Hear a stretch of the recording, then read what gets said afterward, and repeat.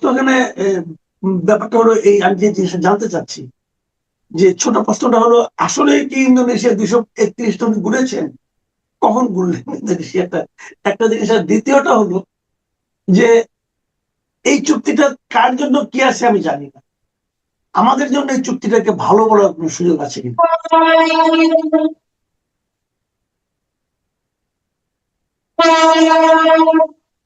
হ্যাঁ, তো এই কথাটাই, প্রথম কথা হলো যে খলিলুর রহমানের যে বক্তব্য, সে বাংলাদেশ নিয়ে কোনো কথা বলে না, সে বলছে ইন্দোনেশিয়া কি করছে ওটা দেখেন। প্রথম কথা হলো যে ভাই, আমরা তো ইন্দোনেশিয়ার না, আমরা হলাম বাংলাদেশি। কেমন? তো ইন্দোনেশিয়া কি করছে না করছে সেটা তো আমাদের মাথা ব্যথা না। আমাদের দেখতে হবে যে আমাদের স্বার্থ সেখানে রক্ষিত হয়েছে কিনা, আমাদের স্বার্থ বিরোধী কোনো কাজ করবে কিন্তু। এমন সত্যি কথা বলতে কি, আমি তো কোনো এক্সপার্ট না, কিন্তু যারা এক্সপার্ট এই ব্যাপারে তারা বিভিন্ন বক্তব্য দিচ্ছেন। আমি নিশ্চিত আপনারও চোখে পড়েছে সেগুলো, যারা ইকোনমিস্ট সবাই বলছে যে এটা একটা স্বার্থ বিরোধী, দেশের স্বার্থ বিরোধী একটা চুক্তি করেছে। এ কথা আপনার অনুষ্ঠানে আমি বলেছি, আমি লিখেছিও অনেকবারই। কিন্তু তাদের মধ্যে দেখেন, এই যে বিশেষ করে এই খলিলের ব্যাপারে দেখেন, তার মধ্যে একটা অ্যারোগেন্স লক্ষ্য করি। সে কোনো কিছু কেয়ারই করে না। হ্যাঁ, এখন কথা হলো যে তার এই শক্তিটা কোথায়। সে এটা বলতে পারতো যে আচ্ছা, এটা নিয়ে তো নানান কথাবার্তা হচ্ছে, ফলে অবশ্য সে যেহেতু এই সরকারের পররাষ্ট্রমন্ত্রী এখন, তো এই সরকার থেকেই একটা বিবৃতি দেবে। এই সরকারের বিবৃতি দেখেন, দুইটা মন্ত্রী ইতিমধ্যে বলছে যে তারা এর মধ্যে তেমন কিছু, মানে বাংলাদেশ স্বার্থবিরোধী তেমন কোনো কিছু দেখছেন না তারা। এটা দুইটা মন্ত্রী বলেছে। অতএব ওই খলিলের ভাষ্য বা ইউনুসের ভাষ্য যা, এই সরকার সেই একই কথা বলছে। আবার একজন আব্দুল মুক্তাদির চৌধুরী বাণিজ্য মন্ত্রী, তিনি বলছেন যদি যদি কোনো থেকে থাকে তবে এটা আলোচনা করার সুযোগ আছে এবং আমরা এটা তখন দেখব। কিন্তু কেউ একথা স্পষ্ট করে বলছে না যে আচ্ছা, এটা নিয়ে আমাদের একটা জাতীয় ইস্যু, গুরুত্বপূর্ণ ইস্যু, এটা নিয়ে আমরা আলোচনা করবো। সংসদে এটা তুলতেই দিচ্ছে না। আপনি নিশ্চয়ই খেয়াল করেছেন, রুমিন ফারহানা আহ, তিনি এটা নিয়ে কথা বলেছিলেন এবং টেকনিক্যাল গ্রাউন্ডে স্পিকার হাফিজ সাহেব সেটাকে বাদ দিয়ে করতে দিলেন না। তারপরে সবচেয়ে দুঃখজনক ঘটনা হলো যে রুমিন ফারহানার পোস্টে আমি পড়লাম যে সে, এটাতে নাকি নিয়ম আছে যে 5 জন সংসদ সদস্যের স্বাক্ষর লাগে এই ইস্যুটা তোলার জন্য। তো সে 5 জন সদস্যকে অ্যাপ্রোচ করেছে, বিএনপি এবং জামাত মিলে কেউ এটাতে রাজি হয়নি। কেমন?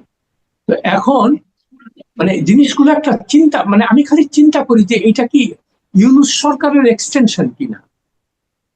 মানে এটা আমার কাছে কিন্তু খুবই আমাকে মানে দুশ্চিন্তা বলতে, যে যে লোকটার বিরুদ্ধে সারা দেশব্যাপী এখন ঘৃণা, আহ, এবং একটা কোনো পজিটিভ কথা তার তার পক্ষে নাই। এই লোকটা যতদিন ছিল সে কতগুলো মানে বর্গীকে ভাড়া করে নিয়ে আসছিল বিদেশ থেকে, এবং প্রত্যেকের যার যার আখের গুছায় তারা মানে সুযোগ সুবিধা নিয়ে তারপরে তারা চলে গেছে এবং যেতে চাচ্ছিল না।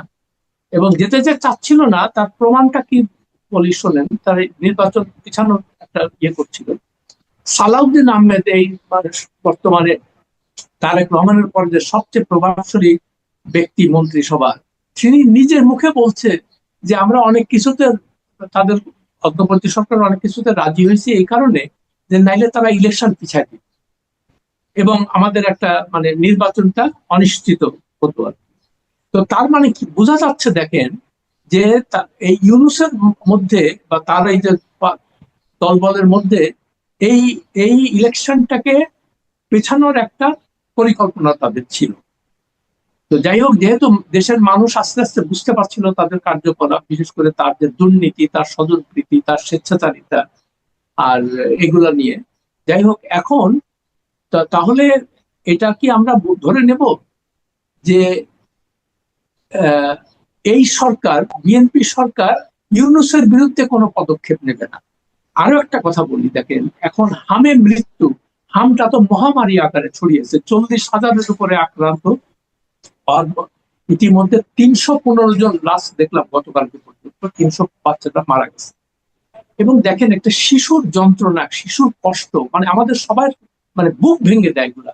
তাদের বাবা মার আর্তনাদ, হাহাকার, এইটা নিয়ে সেদিন তারেক রহমান সাহেব প্রধানমন্ত্রী বললেন যে এটার কারণ কেন হয়েছে, যে গত সরকার অর্থাৎ অন্তর্বর্তী সরকার এবং তার আগের সরকার টিকা সংগ্রহে মানে গাফিলতি করার ফলে এই পরিস্থিতির শিকার হয়েছে, এবং বলেছে যে তারা ক্ষমার অযোগ্য অপরাধ করেছে।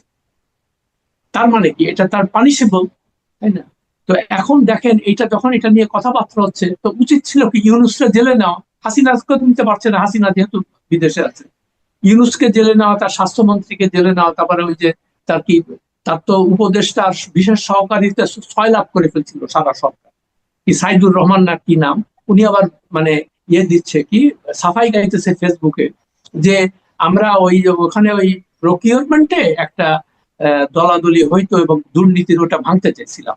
আরে বাবা, ভাঙতে চাইছিলাম, আমরা তো সবাই দুর্নীতির বিরুদ্ধে। ভাঙতে যখন চাইলা তখন তোমাদের একটা বিকল্প ব্যবস্থার কথা করতে হবে যাতে করে এইরকম পরিস্থিতি না আসে, সেটা তো তুমি করলা না। এখন 315 জন বাচ্চা মারা গেছে, তাতে আমার কি, ওরা তো গরিব মানুষ কিংবা ক্ষমতাহীন, তাদের কথা কে চিন্তা করবে? কোন রতি মহারতির বাচ্চা মারা যেত, দেখতেন কি কি অবস্থা, মানে মিডিয়া ফাটায় ফেলতো এটাকে। হ্যাঁ, তো মিডিয়াও সেরকমই মিডিয়া হয়েছে। তো খুবই দুঃখজনক ব্যাপারটা, এটাতে মানুষের মনে সন্দেহ হচ্ছে তারেক রহমানের ইয়ে নিয়ে।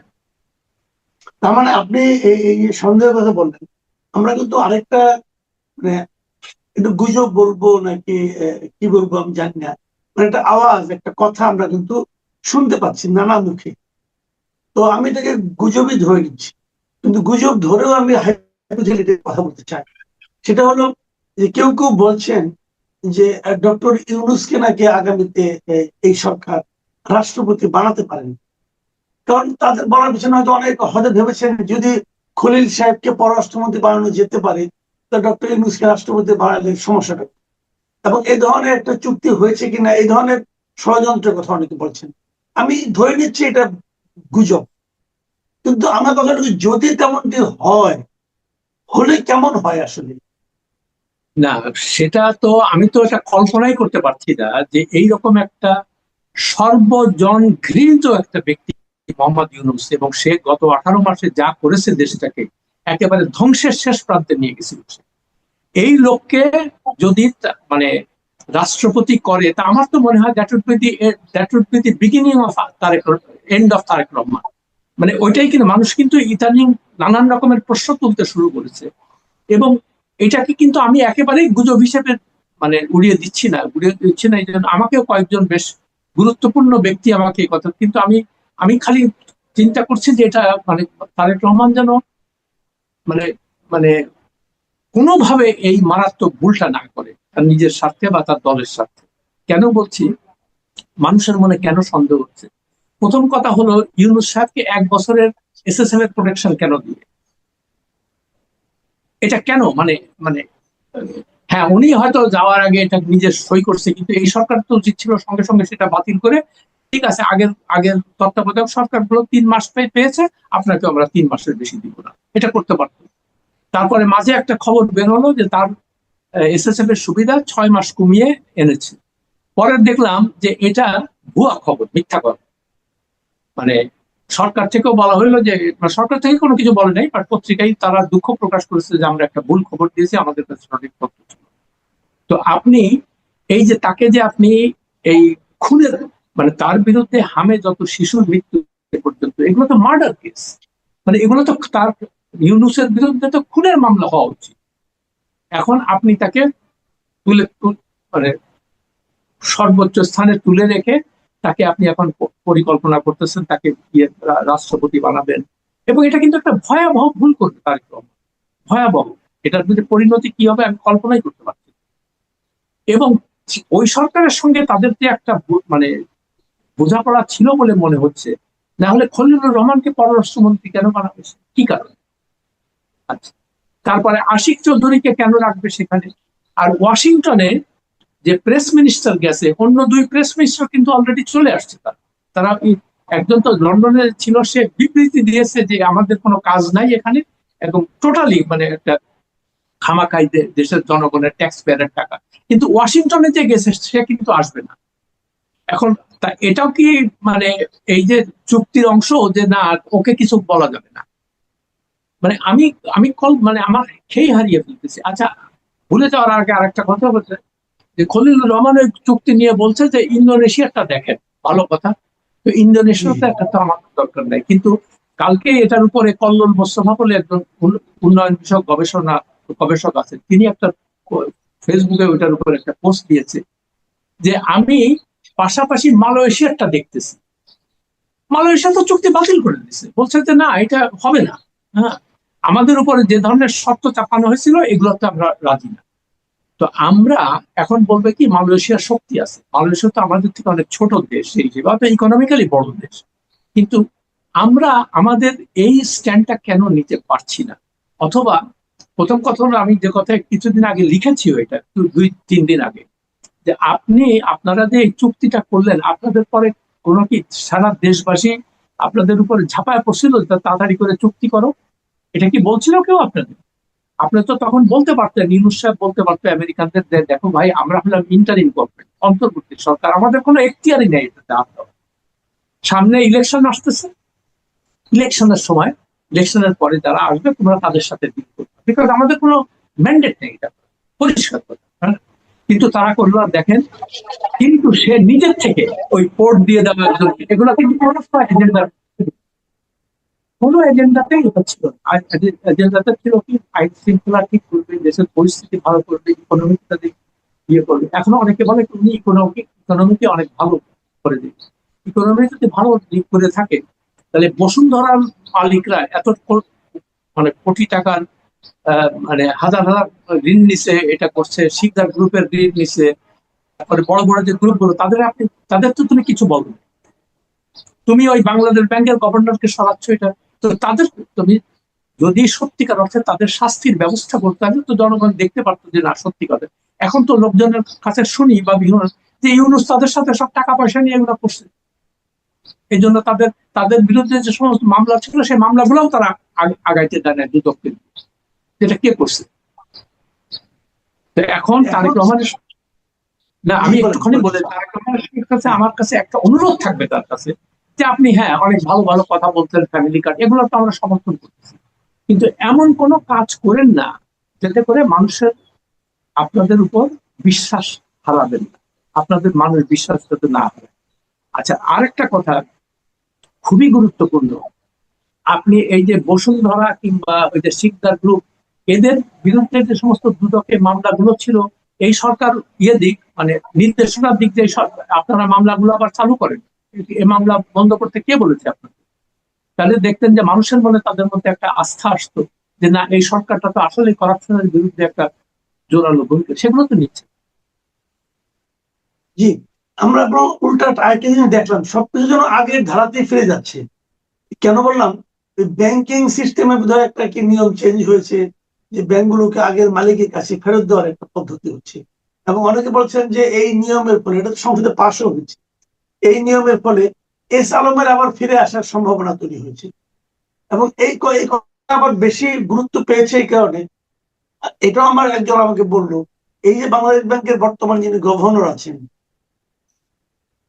এই গভর্নর নাকি বিভিন্ন প্রক্রিয়ায় এস আলমের ভাইয়ের কোন এক ব্যবসার সঙ্গে নাকি পার্টনার নাকি ছিলেন। তো আমরা কি তাহলে আগের ধারায় ফিরে যাচ্ছি আলটিমেটলি? না, সেটাই দুঃখজনক, এবং মানুষের মনে এই সন্দেহ হওয়া খুবই স্বাভাবিক। আমি আপনাকে আর একটা ছোট্ট উদাহরণ দিই। আপনার মনে আছে যে সালাউদ্দিন সাহেব যখন শিলং থেকে ফিরে আসলেন, এসে উনি উনি নির্বাচনী এলাকায় গেলেন, কেমন, যে যে প্রাডো গাড়িতে তিনি চলাফেরা করছেন, পত্রিকায় আসলো যে এটা এস আলমের গাড়ি। তো তখন তাকে জিজ্ঞেস করা হইলো যে এস আলমের গাড়ি আপনি কেন ব্যবহার করছেন? বলে যে আমি তো জানতাম না এটা এস আলমের গাড়ি। পরে দেখা গেল কি, যে তার ছেলে, এখানে বিভিন্ন পত্র পত্রিকায় দেখলাম যে এস আলমের ব্যবসার স্বার্থগুলো দেখতেছে এখানে। তো এইটা তো আমার বিশ্বাস তারেক রহমানের অগোচরে হয় নাই। অনেকে বলতেছে যে এগুলো আগের থেকে এগুলো ডিল টিল করা ছিল। তারেক রহমান যে লন্ডনে এরকম ভাবে জীবনযাপন করছে, টাকা পয়সা কে দিছে? এই প্রশ্ন ওঠা স্বাভাবিক না? আপনি তো এই জিনিসগুলো তো, এই জিনিসগুলো তো স্বচ্ছতা চাই, এই জিনিসগুলো জবাব চাই আমরা, মানুষের মধ্যে এই প্রশ্ন আছে। তা না হলে আপনি এসালামের বিরুদ্ধে তো আরো শক্তভাবে ধরা উচিত ছিল, সেটা তো হচ্ছে না। তো আপনি যে কথাটা বললেন যে মনে হচ্ছে আগের অবস্থায় সবকিছু আছে। তো আমরা তো সেটাই দেখতে পাচ্ছি যে এগুলো মনে হচ্ছে যে ওই ইউনূসের আমলে যা ছিল সেগুলাই, বা হাসিনার আমলে যা ছিল সেগুলাই মানে ধারাবাহিক ভাবে চলে আসছে। তার মানে মানুষের মনে মনে হচ্ছে কি, যে ক্ষমতার যত পালাবদল হোক না কেন, রদবদল হোক না কেন, মানে খালি ক্ষমতার যারা শীর্ষে থাকে তাদের চেহারার পরিবর্তন হয়, কিন্তু মূল ব্যবস্থার কোনো পরিবর্তন হয় না। যে আজকে কিছুক্ষণ আগে দেখলাম যে ইউনূস সাহেব, উনি সাধারণত কোনো কথাবার্তা বলেন না এসব নিয়ে, চুপচাপ থাকেন। আজকে জি। সিএনএন এর প্রতিষ্ঠাতা টেড টার্নার মারা গেছেন আজকে। আচ্ছা আচ্ছা আচ্ছা। উনি ফেসবুকে লম্বা পোস্ট দিছে তার সম্পর্কে। চিন্তা করেন, বাংলাদেশে ৩১৫ জন শিশু মারা গেছে, এটা নিয়ে তার কোনো বক্তব্য নাই, এবং তার আন্ডার হিজ ওয়াচ, তার তার শাসনামলের কারণেই এই মানে ব্যর্থতার কারণে এটা হয়েছে, সেটা নিয়ে সে একটা কথা বলে না। কিন্তু টেড টার্নারকে তার পূজা করতে হবে, যেহেতু সে আমেরিকান, হয়তো তার কাছ থেকে পয়সা করিও নিছে, বুঝলেন? তো এখন মানুষের দেখেন, এই লোকটাকে মানুষ ঘৃণা করবে না কেন, আমাকে বলেন। না, আসলে খুবই দুঃখজনক। প্রিয় দর্শক, আপনারা শুনলেন ডক্টর ইউনূস টেটটা মারা গেছেন, সে অনুযায়ী সে শেখ রাহুল উনি একটা পোস্ট দিয়েছে, ভালো কথা। এটা নিয়ে কিন্তু আমাদের কোনো আপত্তি নাই, একজন লোক মারা গেলে শোক প্রকাশ করে পোস্ট দিতেই পারে। কিন্তু যে ৩০০ শিশু বাংলাদেশে মারা গেল এবং আরো মারা যাবে, আরো যাবে, যে মৃত্যুর জন্য ওনার সরকারের দায় পুরোটাই প্রায় বলতে গেলে। এবং এটা বর্তমান সরকার প্রধান তিনিও দাবি করছেন যে আগে সরকারগুলির দায়। তার মানে যদি অর্ধেকও ধরি, 50% দায়িত্ব ওনার, সেটা নিয়ে ওনার কোনো দুঃখ বোধ নেই। এবং তার কোনো অনুশোচনাও নাই, এতে কোনো অনুশোচনাও নাই। মানে কি লেভেলের মানে মানে দেশদ্রোহী একটা লোক, আমি খালি সেটা চিন্তা করছি। যাই হোক, আশা করি যে তারেক রহমান এই জিনিসগুলো শুনবেন বা বুঝবেন। জি, আমাদের দুর্ভাগ্য এটাই যে আমরা যার আচরণ $1 অথবা $1 billion, not less than $1.5 billion আমরা বাণিজ্যিক সুবিধা পেতাম। আমাদের দেশ থেকে আমরা যখন এক্সপোর্ট করতে গিয়ে এখানে আমাদের ঢাকা বিমানবন্দর বা আমাদের চট্টগ্রাম বন্দর থেকে যে সকল এয়ারে অথবা সিতে যে সকল শিপমেন্ট ইউরোপে যায়, আমেরিকাতে যায়, আমরা অনেক সময় দেখা যাচ্ছে যে তাড়াহুড়োর কারণে বা অন্য বিভিন্ন কারণে আমরা সেই শিডিউলগুলো রক্ষা করতে পারিনি। জাস্ট উদাহরণ, যদি চট্টগ্রাম বন্দর থেকে একটি কন্টেনার বা একটা জাহাজ আমরা ইস্ট কোস্টে পাঠাতে চাই আমেরিকাতে, তো সেক্ষেত্রে কাট আপ টাইম ধরুন 30 দিন। এখন আমাদের গার্মেন্টস মালিকরা দেখা গেল যে এই কাট আপ টাইমের মধ্যে তারা তাদের হাতের সময় আছে 15 দিনের, কারণ হলো প্রোডাকশনে তাদের দেরি হয়েছে। এখন 15 দিনের মধ্যে সে কোনো যাকে বলা হয় সিতে এই মাল পাঠাতে পারছে না, মানে সমুদ্রপথে এই মাল পাঠাতে পারছে না, তাকে এয়ারে পাঠাতে হবে। তো এয়ারে যদি পাঠাতে হয় তাহলে সিতে যদি মালের ভাড়া হয় $1000, এয়ারে এটির ভাড়া হয়ে যাবে $10,000, জাস্ট 10 টাইমস। তখন সে কাজ করে কি, বাংলাদেশ থেকে এই মালটি সমুদ্রপথে বাই ট্রাকে অথবা বাই এয়ারে সে কলকাতাতে, নাভারশিভাতে, মুম্বাইতে, অন্য যে কোনো একটা সমুদ্র অথবা বিমানবন্দরে সে পাঠিয়ে দেয়। তারপরে সে এটাকে ওই কাঙ্ক্ষিত গন্তব্যে ইউরোপে বা আমেরিকাতে পাঠায় দেয়। এতে করে তার যে টাকা সেভ হয়, আমাদের যে লাভ হয়, আমরা হিসাব করে দেখেছি বছরে $1.5 বিলিয়ন, অর্থাৎ প্রায় 16 থেকে 17,000 কোটি টাকা বাংলাদেশের লাভ হয়। এটা এক্সপোর্ট এবং ইম্পোর্ট দুটো মিলিয়ে। একইভাবে আবার আমরা যে মালগুলো চায়না, মানে বিশেষ করে ইউরোপ থেকে আনি, আমেরিকা থেকে আনি, ইভেন মিডল ইস্ট থেকে আনি, তো মিডল ইস্ট থেকে যে মালগুলো আনি সেগুলোর যে জাহাজের ফ্রিকোয়েন্সি চট্টগ্রাম বন্দরের সাথে, সেই বন্দরের সাথে ফ্রিকোয়েন্সিটা আমাদের মেলে না।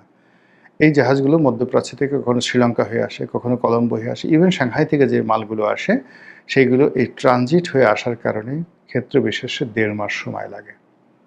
এজন্য ভাড়া কম পাওয়ার জন্য অনেক ক্ষেত্রে আমরা করি কি, ফ্রিকোয়েন্সি সাংহাই থেকে দেখা গেল কলকাতাতে হলদিয়া পোর্টে, সাংহাই থেকে মুম্বাই পোর্টে যে শিপমেন্টগুলো আসে সেখান থেকে আমরা আবার বাংলাদেশে নিয়ে আসি ফ্রিকুয়েন্টলি। এভাবে আমরা গত 10-15 বছর ধরে ভারতের এই সুযোগগুলো পাচ্ছিলাম। বিনিময়ে ভারত আমাদের কাছ থেকে কী পাচ্ছিল সেটা আপনারা জানেন ভালো। এখানে মূল ব্যাপার হলো যে আমরা তাদেরকে সব ট্রানজিট দিয়ে রেখেছিলাম, কিন্তু আমাদের দেশের সঙ্গে ভারতের যে ব্যবসায়িক সুযোগ সুবিধা, সেখানে চট্টগ্রাম বন্দর বা মংলা বন্দর ব্যবহার করে তাদের 7 সিস্টারে তারা যে লজিস্টিক সাপোর্ট দেওয়ার কথা চিন্তা করছিল সেটা আসলে ভারতের জন্য কখনোই ভায়াবল হয়নি, টিল না, হয়তো ভবিষ্যতে হতো। অথবা আমরা যে ভৈরব যে বন্দর, আশুগঞ্জ, আশুগঞ্জ ভৈরব যে বন্দর, নদী বন্দর, এটাকে ভারত ব্যবহার করে এখান থেকে কার্গোতে তারা কলকাতা থেকে মাল পাঠাতো, এই মালগুলো আবার বাই রোডে সেই কুমিল্লা হয়ে তারপরে সেটা সেই সীমান্তে যাকে বলা হয় আগরতলা, আগরতলা চলে যেত। তো এটা ওদের ছিল, কিন্তু এটাও যে খুব বেশি ভায়াবল হয়েছে, নট লাইক দ্যাট। এর বাইরে বাংলাদেশ থেকে বাসে করে কলকাতাতে যাওয়া যেত, কলকাতা থেকে বাসে, এটা রেসিপ্রোকাল ছিল, আমাদেরও লাভ হতো ওদেরও লাভ হতো। আবার বাংলাদেশ থেকে ট্রেনে করে সেই কলকাতাতে যাওয়া হতো, না মানে লঞ্চে করে, আবার কলকাতা থেকে লঞ্চে বা স্টিমারে করে ঢাকা আসা যেত। এই কাজগুলো শুরু হয়েছিল, কিন্তু এগুলো ব্যাপকভাবে চালু হয়নি, এবং এই বিষয়গুলো ছিল আসলে রেসিপ্রোকাল। কিন্তু ভারতের সাথে আমাদের দ্বিপাক্ষিক যে সম্পর্ক, সেই সম্পর্কের ক্ষেত্রে এক নম্বর হলো যে আমাদের ছিটমহল যে সমস্যাগুলো ছিল সেই সমস্যা শূন্য। এটা পৃথিবীর ইতিহাসে এক অনন্য ঘটনা। শেখ হাসিনাকে আপনি যত গালাগাল করেন না কেন, এই একটা বিষয়ের জন্য তাকে পুরস্কৃত করতে হবে, ধন্যবাদ দিতে হবে, যে বাংলাদেশের সাথে ভারতের যে ছিটমহল সমস্যা, এরকম সমস্যা সারা দুনিয়াতে লক্ষ লক্ষ সমস্যা রয়েছে, যেটি 100 বছরও রিজলভ হয়নি, 50 বছরও হয়নি, কিন্তু বাংলাদেশের ছিটমহল সমস্যা যেভাবে শেখ হাসিনার জামানাতে নিষ্পত্তি হয়েছে, এটি বিরল। এক। 2 নম্বর হলো যে ভারতের সঙ্গে আমাদের যে সীমান্তে বেরুবাড়ি, আঙ্গরপোতা, দহগ্রাম, এটা নিয়ে যে সমস্যা ছিল, সেখানে যে আমরা নতুন রিশিডিউল অ্যাটলিস্ট 8 থেকে 10,000 বর্গ কিলোমিটার এলাকা, 10,000 বর্গ কিলোমিটার এলাকা আমরা পেয়েছি। ভারতের কাছ থেকে চিন্তা করতে পারেন 10,000 বর্গ কিলোমিটার এলাকা, কম বেশি হতে পারে, জাস্ট আমি একটা বললাম, ধরুন 1,000 বর্গ কিলোমিটার এলাকা, ধরুন 1 বর্গ কিলোমিটার এলাকা আমরা এটা ভারত থেকে পেয়েছি। আচ্ছা, এরপরে ভারতের সঙ্গে মায়ানমারের সঙ্গে আমাদের যে সমুদ্র বিরোধ ছিল, সেই বিরোধও শেখ হাসিনার জামানাতে একটা নির্ধারণভাবে আমরা একটা ভালো ফলাফল পেয়েছি, চমৎকার একটি ফলাফল পেয়েছি। এখনও কিছু আনসেটেল বিষয় আছে। তো এই বিষয়গুলো নিয়ে ভারতের সাথে রেল ট্রানজিট, অন্যান্য যে বিষয়গুলো ছিল, সেইগুলো ডক্টর মোহাম্মদ ইউনূসের জমানাতে এসে একেবারে সব মুক্তবে পড়ে। কেবলমাত্র আমাদের নিত্য প্রয়োজনীয় দ্রব্যের আমদানি, রপ্তানিতে ধস নেমেছে। বাংলাদেশ থেকে ভারতে যে আমরা রপ্তানি করতাম বিনা শুল্কে, একেবারে সম্পূর্ণ বিনা শুল্কে, সেটা বন্ধ হয়ে গেছে। আর ভারত থেকে আমরা যে সকল পণ্য আনতাম, সেই সকল পণ্য আমরা আনছি, বিকজ ওইগুলো ছাড়া আমাদেরও চলবে না আর ভারতেরও চলবে না। তো এই জায়গাগুলোতে আমাদের কস্টিং অনেক বেড়ে গেছে, এবং ভারতের এই বেপরোয়া এক্সপোর্টের কারণে আমাদের যে স্পিনিং মিলগুলো, এগুলো সব নষ্ট হয়ে গেছে। এত কিছুর পরেও ভারতের সাথে আমাদের যে সম্পর্কটি, সেই সম্পর্কটি বর্তমান সরকারের ছিল টপ প্রায়োরিটি। এর কারণ হলো যে আমাদের ব্যবসা বাণিজ্য, শিল্প, সাহিত্য, সংস্কৃতি, মন মানসিকতা, এমনকি বিনোদন, এগুলোর সঙ্গে ভারতের যে একটা ওতপ্রোত সম্পর্ক রয়েছে। আমাদের বাংলাদেশের ভিক্ষুকরা ভারতে যায় ভিক্ষা করতে, সারাদিন ভিক্ষা করে চলে আসে। ভারতের ভিক্ষুকরা বাংলাদেশে আসে ভিক্ষা করতে, এবং সীমান্তে তারা ভিক্ষা টিক্ষা করে চলে যায়। সীমান্তে বিভিন্ন জায়গাতে অন্ততপক্ষে 10 লাখ লোক রয়েছে, যাদের এই সীমান্ত বাণিজ্যের উপর নির্ভর করে। বাংলাদেশের কাঁচামরিচ ভারতে পাঠাবে, ভারতের ডিম বাংলাদেশে আনবে, এবং ডেইলি এই কাজ করে এক একজনের 500, 1,000, 2,000, 5,000 টাকা লাভ হচ্ছে। এগুলো নিয়ে সিন্ডিকেট আছে, বড় বড় চোরা কারবারি গ্রুপ আছে। সীমান্তে 10 লক্ষ লোক মোটামুটি এই শেখ হাসিনার পতনের পরে রীতিমতো মানে না খেয়ে মরার মতো অবস্থা তৈরি হয়েছে। তো সব মিলিয়ে একটা ব্যালেন্স তৈরি করার জন্য ভারতের সাথে যে সম্পর্ক, এটি এই সরকারের একটা প্রায়োরিটি সম্পর্ক ছিল, কিন্তু এটি হয়নি। এটি বরং এখন বুমেরাং হয়ে গেছে। যে দৃশ্য আমরা দেখছি বা যে সকল কথাবার্তা শুনছি, তাতে করে মনে হচ্ছে যে খুব দ্রুত এবং সহসা ভারতের সাথে সম্পর্ক স্বাভাবিক হবে না। এখন এই সম্পর্কটা কী কারণে হলো? তারেক রহমান সাহেবের সঙ্গে তো ভারতের সম্পর্ক স্বাভাবিক হবে, ভালো হবে, এবং এইভাবে একটা চুক্তি, এইভাবে একটা কথাবার্তা বলেই তো সেখান থেকে আনা হয়েছিল। এরকম তো বাজারে প্রচলিত আছে, সত্য মিথ্যা বিএনপি ভালো বলতে পারবে। তো সেক্ষেত্রে কেন এরকম হলো, এটা প্রশ্ন। অনেকে বলার চেষ্টা করছে যে বিএনপি ক্ষমতা লাভ করার সাথে সাথে রাজনৈতিক দলকে নিষিদ্ধ করার যে আইনটি পাশ করেছে, যার মাধ্যমে আওয়ামী লীগকে এখন একেবারে পার্লামেন্টে আইন করে রাজনীতি করতে নিষিদ্ধ করা হয়েছে, এটা ভারত ভালোভাবে নেয়নি। মানে শুধু ভারত ভালোভাবে না, এটাকে ভারত মনে করছে তাদের সাথে একটা অপমানজনক একটা অবস্থা। এর কারণ হলো, যদি তারেক রহমান সাহেবের সঙ্গে ভারতের আসলে কোনো কথা হয়ে থাকে, ভারত যদি আসলে তাকে কোনো গ্রিন সিগন্যাল দিয়ে থাকে, তাহলে এখানে তাদের যারা বন্ধু, জাতীয় পার্টি, আওয়ামী লীগ, তাদেরকে পুনর্বাসন করা, তাদেরকে একটা করিডোর দেওয়া, তাদেরকে একটা সুযোগ দেওয়া, এই কাজগুলো বিএনপির কাছে সঙ্গতিকারণে ভারত দাবি করেছিল বা ভারত এই প্রস্তাবগুলো রেখেছিল। যেহেতু সেই জিনিসগুলো করা হয়নি, তো সঙ্গত কারণেই যাকে বলা হয় ভারত রাগ করবে, নিঃসন্দেহে ভারত রাগ করবে, এবং বাস্তবে সেই জিনিসটাই ঘটেছে। এবং এখন আমরা যে দৃশ্য দেখতে পাচ্ছি, যে সরকার ক্রমশ চীনের দিকে ঝুঁকে যাচ্ছে, সরকার ক্রমশ আমেরিকার দিকে ঝুঁকে যাচ্ছে। এখন আমেরিকা এবং চীন, এই দুটো তো কোনো অবস্থাতেই আপনি একত্রে রাখতে পারবেন না। আপনি আমেরিকাকে যদি আরও 1000টা প্লেন কিনেন, বাংলাদেশের তেল গ্যাস সব কিছু দিয়ে দেন, কিন্তু যদি আপনি চীনের সাথে বন্ধুত্ব করতে চান, দহরম মহরম করতে চান, এটা আমেরিকা কোনো অবস্থাতেই মেনে নেবে না। তো এই যে কূটনীতির যে একটা ব্যালেন্স, সেই ব্যালেন্সটা যেটা ধরুন জাপান পারে, যেটা ভারত পারে, এমনকি যেটা পাকিস্তান পারে, সেটা আসলে বাংলাদেশের পক্ষে সম্ভব নয়। একদিকে আপনি চীনকে রাখবেন, আর একদিকে ভারত রাখবেন, অন্যদিকে আমেরিকার সঙ্গে সমানে খেলবেন, যেটা শেখ হাসিনা চেষ্টা করেছিলেন, টিকেছিলেন, কিন্তু তিনি শেষ পর্যন্ত সফল হতে পারেননি। তো সেই দিক থেকে যে নতুন সরকার, তাকে যে কোনো একটি রাষ্ট্রের সঙ্গে কৌশলগত সম্পর্ক স্থাপন করতে হবে। It might be USA, it might be China, it might be Delhi. যেভাবে এখন ধরুন সৌদি আরব টিকে আছে আমেরিকার উপর নির্ভর করে, উত্তর কোরিয়া টিকে আছে চীনের উপর নির্ভর করে, শ্রীলঙ্কা টিকে আছে চীনের উপর নির্ভর করে, মায়ানমারকে তো পৃথিবীর মানচিত্র থেকে মুছে দিত আমেরিকা। তাদের বার্মা অ্যাক্ট অনুযায়ী সর্বোচ্চ দরকার হলে মায়ানমারকে শেষ করে দিত। পৃথিবীতে মানে যে কয়টি রাষ্ট্রকে, অন্য অফ দ্য টপ 5 যে রাষ্ট্রকে তারা শত্রু রাষ্ট্র মনে করে, তার মধ্যে মায়ানমার অন্যতম। 5টি শত্রু রাষ্ট্রের মধ্যে আমেরিকার। তো সেখানে মায়ানমারে তারা কিছু করতে পারছে না, শুধুমাত্র চীনের কারণে। এবং এই যে বাংলাদেশের যে রোহিঙ্গা সমস্যা, এখানে জাতিসংঘের মাধ্যমে যে খেলাধুলা হচ্ছে, এখানে যে ডিপ স্টেট পলিসি হচ্ছে, এখানে যে আমাদের শান্তি দাদু, শান্তি দাদি, তারা যে ক্ষমতায় আসছেন, এটার পেছনে মূলত এই যে বার্মা অ্যাক্টের মাস্টার প্ল্যান এবং মায়ানমারকে অস্থির করার একটা মাস্টার প্ল্যান রয়েছে। তো সেই জায়গাতেও মায়ানমার টিকে আছে চীনের উপর ভরসা করে। এবং চীন এতটা শক্তিশালী, তারা মায়ানমারে এই মুহূর্তে অন্তত 10টা গ্রুপ রয়েছে পরস্পরের সাথে যুদ্ধ করছে। তারপরে এই 10টা গ্রুপের সাথে কিন্তু সে মুরব্বী হিসেবে সম্পর্ক রক্ষা করে চলছে। তো এনিওয়ে, বাংলাদেশে এখন যে অবস্থা হচ্ছে, সেই অবস্থায় বাংলাদেশ হয়তো চীনের দিকে যাবে বা চেষ্টা করছে, বাংলাদেশ হয়তো আমেরিকার সাথে আরও বন্ধুত্ব করার চেষ্টা করছে বা করবে, কিন্তু ভারতের সাথে যে বন্ধুত্বের একটা সূচনা হয়েছিল এই সরকারের, সেটা এই মুহূর্তে যে জটিল পরিস্থিতিতে পড়েছে, সেটা সহসা এই পরিস্থিতির উন্নতি হবে না।